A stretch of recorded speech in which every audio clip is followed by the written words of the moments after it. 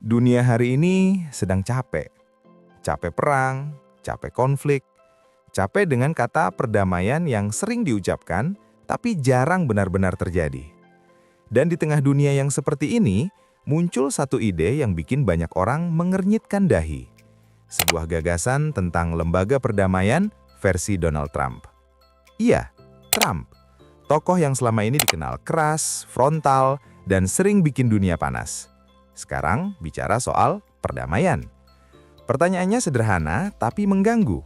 Apakah ini solusi dunia atau justru resep konflik baru? Kalau kita mundur sedikit ke belakang, Trump bukan sosok yang asing dengan diplomasi cara sendiri. Dia bukan politisi yang suka aturan multilateral. Bukan juga tipe pemimpin yang nyaman duduk lama di meja PBB. Trump percaya satu hal, dunia tidak digerakkan oleh idealisme, tapi oleh kepentingan dan kekuatan. Dari sinilah ide perdamaian versi Trump lahir.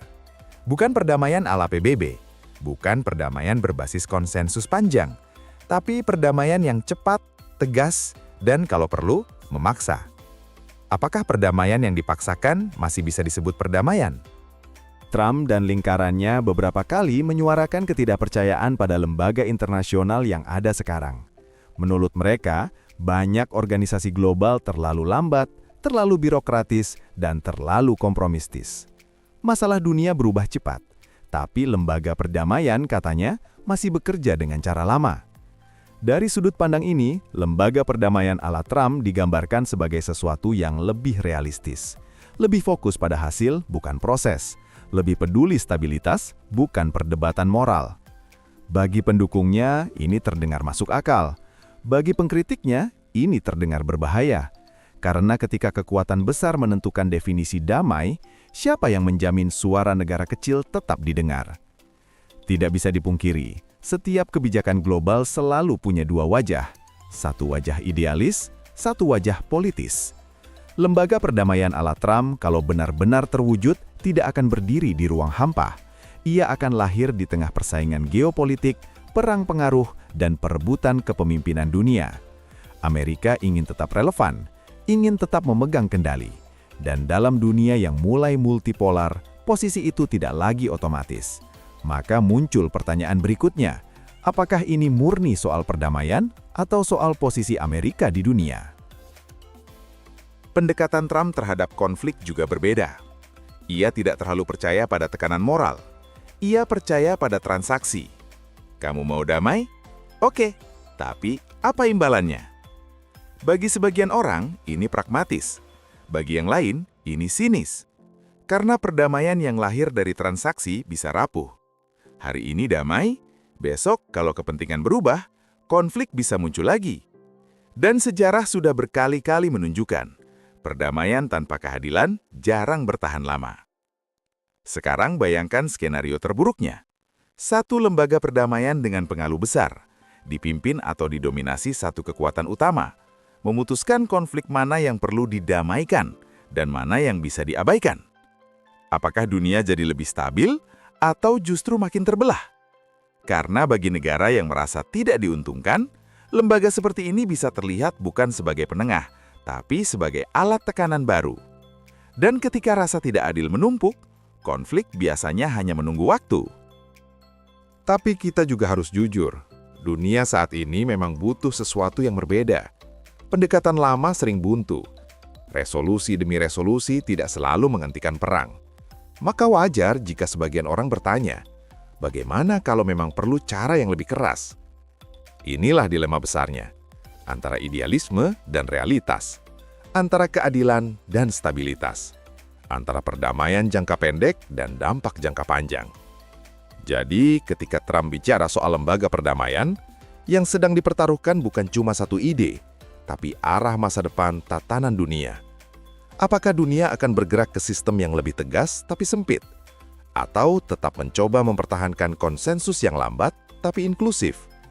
Dan pertanyaan terakhir, yang paling penting, siapa yang mendefinisikan kata damai? Karena dalam sejarah, dunia jarang hancur karena perang saja. Ia sering hancur karena perdamaian yang salah arah. Siapa sebenarnya yang diuntungkan dari lembaga perdamaian ala Trump? Dalam geopolitik, Tidak ada kebijakan global yang benar-benar netral. Setiap inisiatif damai selalu membawa peta kepentingan di belakangnya.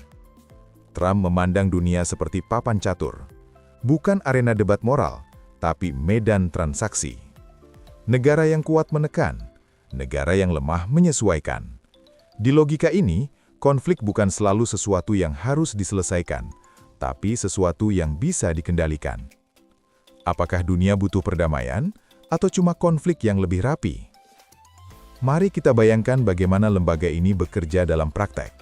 Bukan dengan rapat panjang berhari-hari, bukan dengan voting puluhan negara, tapi dengan keputusan cepat, didorong oleh negara-negara besar, dan dibungkus dengan label stabilitas.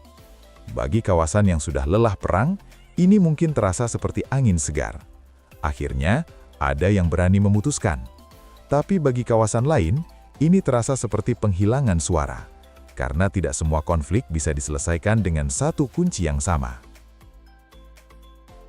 Sekarang kita bicara soal sekutu Amerika. Tidak semua sekutu nyaman dengan gaya Trump. Beberapa menyukai ketegasan. Yang lain khawatir dengan ketidakpastian. Lembaga perdamaian ala Trump bisa mempercepat keputusan, tapi juga bisa menggeser keseimbangan aliansi. Negara yang sejalan akan diberi ruang, yang berbeda arah bisa tersisih. Dan ketika itu terjadi, dunia tidak otomatis damai. Dunia bisa terbelah lebih keras. Masuk ke bagian yang lebih gelap, legitimasi. Lembaga perdamaian tradisional punya satu kekuatan utama, legitimasi kolektif. Mereka lambat, mereka ribet, tapi mereka membawa banyak suara. Versi Trump, cepat, tegas, tapi legitimasinya dipertanyakan. Dan di dunia internasional, legitimasi itu segalanya. Tanpa legitimasi, keputusan damai bisa dianggap paksaan, dan paksaan jarang berumur panjang. Sekarang kita tarik ke sejarah. Banyak kekaisaran runtuh bukan karena kalah perang, tapi karena gagal menjaga keseimbangan setelah damai. Perdamaian yang dibangun terlalu cepat, tanpa menyelesaikan akar konflik, seringkali cuma jadi jeda sebelum ledakan berikutnya. Inilah resiko terbesar dari pendekatan ala Trump. Damai hari ini, tapi benih konflik ditanam untuk besok. Sekarang, kita bahas reaksi dunia. Sebagian negara akan diam, sebagian akan mendukung, sebagian lagi akan mulai membangun alternatif. Karena satu hal pasti, jika dunia merasa satu kekuatan terlalu dominan, dunia akan mencari penyeimbang. Dan disinilah kita melihat kemungkinan dunia multipolar makin kuat. Bukan satu pusat perdamaian, tapi banyak blok dengan versi damai masing-masing. Apakah itu lebih baik, atau justru lebih berbahaya?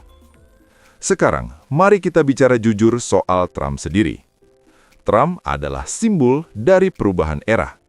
Era di mana kesabaran diplomatik makin menipis, di mana publik menuntut hasil cepat. Lembaga perdamaian ala Trump lahir dari kelelahan dunia terhadap konflik yang tak kunjung selesai. Dan dari kelelahan itu, orang sering rela menukar prinsip dengan ketenangan sesaat. Ini bukan soal benar atau salah, ini soal pilihan zaman. Masuk ke klimaks pemikiran. Jika lembaga ini berhasil, dunia mungkin lebih tenang dalam jangka pendek. Tapi, jika gagal, dampaknya bisa lebih besar dari kegagalannya sendiri. Karena dunia akan belajar satu hal berbahaya, bahwa perdamaian bisa dipaksakan oleh yang paling kuat. Dan pelajaran seperti itu jarang berakhir baik. Sekarang, kita tutup dengan refleksi berat. Trump menawarkan satu pertanyaan ke dunia, meski mungkin tidak dengan kata-kata indah. Apakah kita masih percaya pada perdamaian kolektif, atau kita sudah terlalu lelah untuk menunggu? Karena di titik tertentu, perdamaian bukan lagi soal metode, tapi soal kepercayaan. Dan dunia hari ini sedang kekurangan itu. Baik, cukup sampai di sini. Jangan lupa subscribe untuk pembahasan selanjutnya. Sampai jumpa.